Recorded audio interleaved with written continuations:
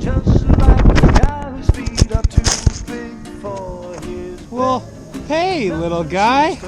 How are you doing? Oh, it's strange that you look to be the only raindrop that fell today. Oh, don't worry, I don't want to bother you. I'll let you flow where you need to go, but actually, you know what? I'd like to come with you. So, here, why don't I just go ahead and put you in my bottle? Come on, little guy. I think I'm gonna name you Drippy. And Drippy, I'm a little surprised that you are not a snowflake at this time of year. But I'll tell you what, Drippy, we've recently looked at some data and we are having some hotter and hotter climate that's much different from what's normal in Iowa. So I'm not surprised that you actually didn't come down as a snowflake. Well, regardless, little Drippy precipitate, why don't you show me where you would have been going if you would have flowed?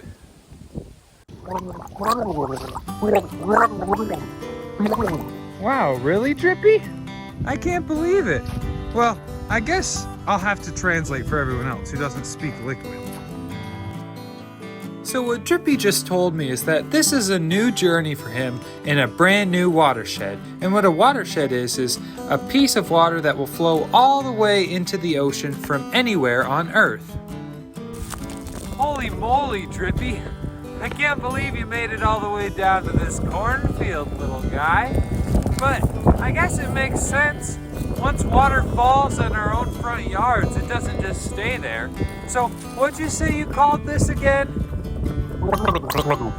Oh, that's right. The beginning of a watershed. Okay, interesting. So when you're hanging out here, do you just spend some time chilling out with your other water drops? Oh, really? You pick up some stuff, huh? Some stuff like nitrogen?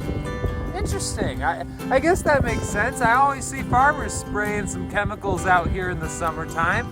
So you take that with you when you go, don't you? Man, that's crazy. I won't tell the farmer that you took any though. So where do you go next from here? If your journey isn't done yet on this watershed trip. Oh yeah. Look, I see it. I see that creek that you take. Wow. I'm really curious. Where do you go there? Really? I thought you'd go to the Coconut River next. I can't believe there's another pit stop along the way. Will you take me? I'd love to see it. Honestly, Drippy, I'm really happy you happen to land in my front yard with access to all this natural corn land untouched by humans. It sure is gross in other places, like a city. Ugh.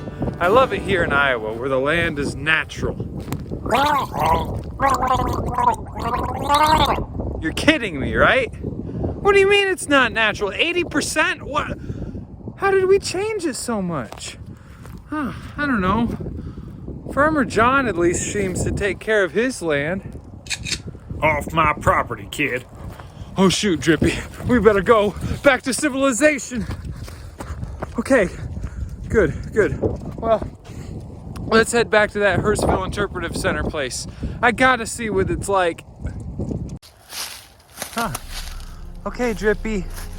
I think you reached the end of your creek, but where the heck are we? This looks like none of the grass I ever see at my house.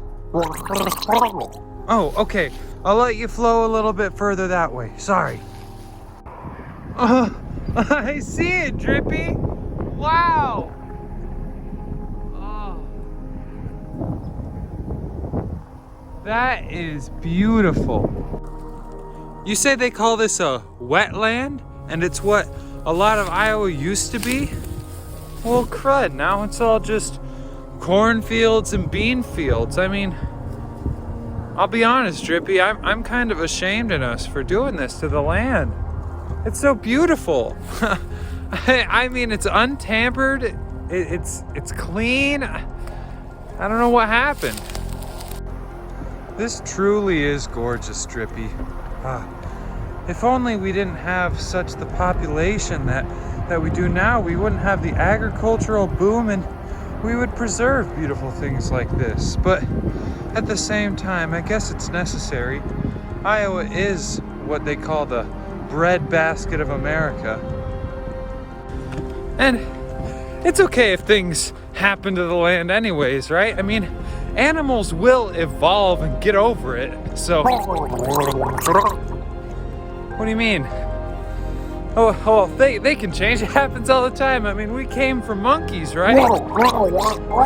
No? Well, then what happens to the animals?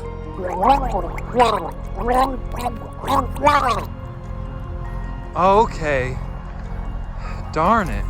So, you're saying that if we change the land and the environment fast enough, the animals won't have the time to naturally see what fits and what helps them survive, so they just end up passing away. Every last one of them. Dang, Drippy, you're really bumming me out. I didn't know that something as simple as putting a bunch of cornfields in one place could have such an impact, like decimating an entire animal species. Drippy, I wish you could spend more time in your little pond like this, but I think it's time for you to continue on your watershed and show me that journey. Well. Welcome to the Maquoketa River, Drippy. Look at this spot on your journey, Drippy. This river right here is named after my hometown. You know, the place where you fell right in my front yard. I don't know, man. I'm looking at these riverbanks and I'm thinking to myself, wouldn't you get to where you want to go a lot faster if you just went straight instead of this weird curvy river? Oh, well, you don't say, huh? Well, I guess I never really came down and looked at this. Yeah. Right there. Is that the sediment you're talking about? That's gotta be bad for the foundations of houses and stuff. I mean, you would rip up all the ground. Look at here. These guys had the right idea, throwing rocks along the edges. I mean, what else could do the job of help slow down your erosion? Oh, seriously? Well, this place looks like it does double duty then. Why don't more places do that? You'd think that'd be a smart idea to hold the soil in place. And it's super crazy how much energy it looks like you have in some spots. That's gotta be different. Really? Okay, I get it. So the bed load is the sediment that's on the bottom of the river, the big stuff that gets pushed. The suspended load is like all the sands and stuff you can carry a little bit. And then the dissolved load is like the ions and chemicals that you take down with you. Oh, that's what you do with the nitrogen. Okay, I get it. So that stuff will go with you to the Gulf. Ah, neat. I wonder what you do with it there. Drippy, there's where you would have been going.